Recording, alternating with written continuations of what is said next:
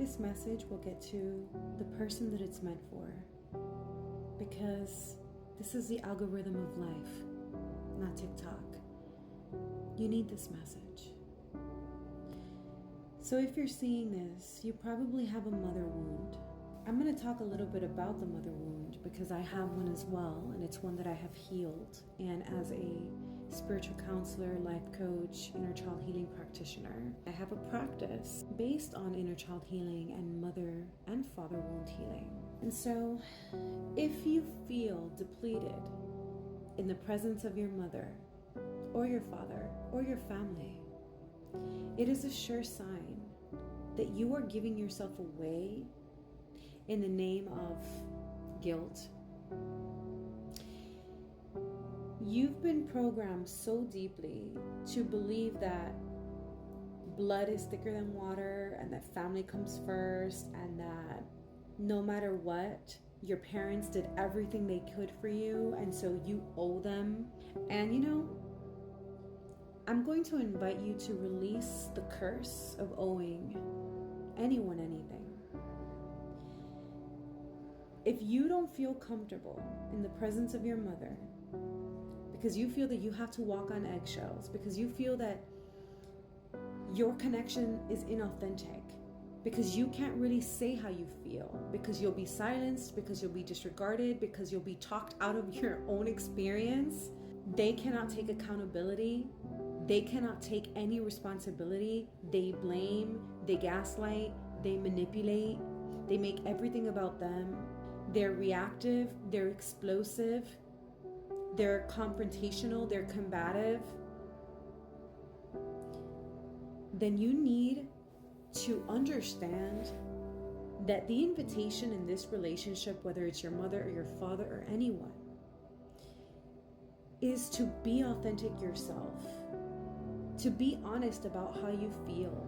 And if that connection feels inauthentic, feels forced, feels triggering, you need to acknowledge that, and you need to honor the way that you feel and value yourself and the way you feel and put yourself first before anyone else, no matter what that means. For me, I had to stop speaking to my mother. I don't speak to my mother, and I love my mother. Like, on a soul level, I'm so grateful for her, and I know that she is playing the part perfectly for me, for my spiritual awakening and my evolution and coming into my power and learning to love myself and trust myself and really value and honor myself. Like, she's playing the role for me to do this. And so in truth, it's a gift. Like, I'm not upset with my mother. Like, I'm grateful for her and for her playing this role for me. But I'm just not going to play hot potato with the guilt anymore. I'm just not going to feel bad and inadequate as I usually feel because I cannot meet her expectations or her standards. I do not want to feel responsible for her well-being or her emotional state anymore. Her life is not mine to fix. Her emotions are not mine to manage anymore. Although all of my life growing up through enmeshment, which is like codependency on steroids, I did think growing up that I was responsible for my mother. And in a sense, I was, because my mother was very mentally unstable.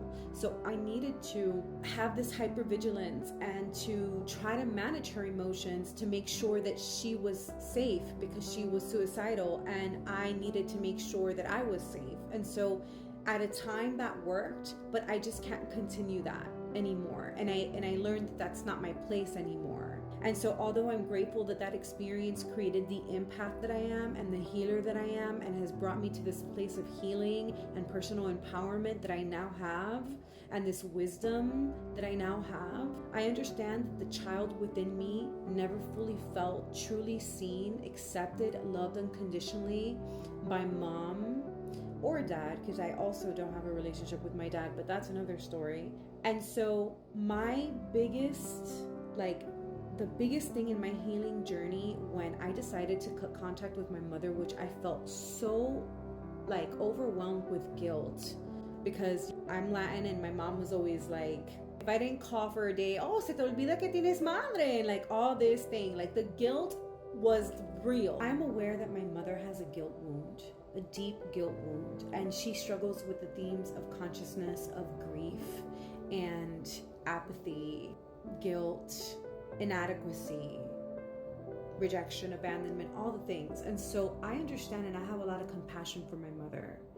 But what happens when someone has a guilt wound is they try to transfer their guilt over to you. So my mother unconsciously, like God bless her soul, this is why Jesus says, forgive them for they know not what they do, really translates into forgive them because they are unconscious. So my mother is deeply unconscious, and that's okay. Like, I honor her and her soul and her path, and I understand that she's on her journey. But when someone is deeply unconscious and they have a guilt wound, what they try to do is they try to transfer you over their guilt. And so my mother was always making me feel guilty, making me feel like I wasn't enough, I wasn't doing enough, I wasn't pretty enough, all the things. So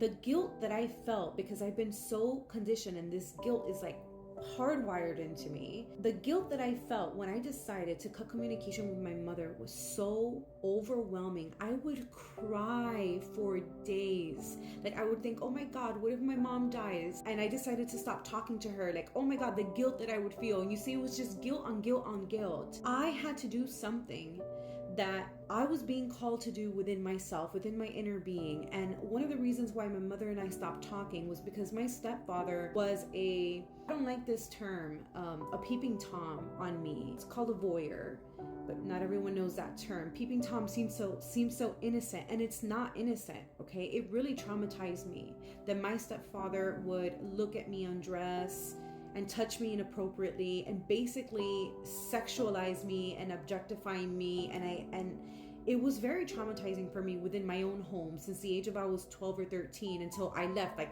right before I turned 18, because I just couldn't take it anymore. And my mom to this day like sides with him and blames me for it and says that basically I'm making up the whole thing. And so part of what I needed from my mother was for her to like believe me, for her to like acknowledge my experience, for her to like choose me, honestly. And she didn't.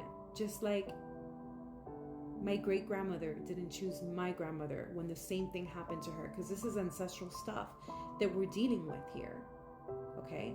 And my mother's response is, my own father used to spy on me as I got undressed. Oh, okay, so that's totally normal then. So this is like, you see what I'm talking about? But what I needed from my mother was for her to choose me, and she didn't. So the invitation was for me to choose myself. And I wrote on my mirrors, I choose me. And every day when I felt the guilt for not calling my mom, for not fixing things again, for me not showing up at her house again like she expects me to apologize to her for something I didn't even do, I just said, I choose me.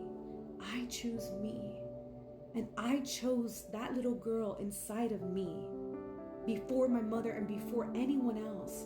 And if you're going through this experience, that is the invitation for you. I hope you have the courage to choose yourself.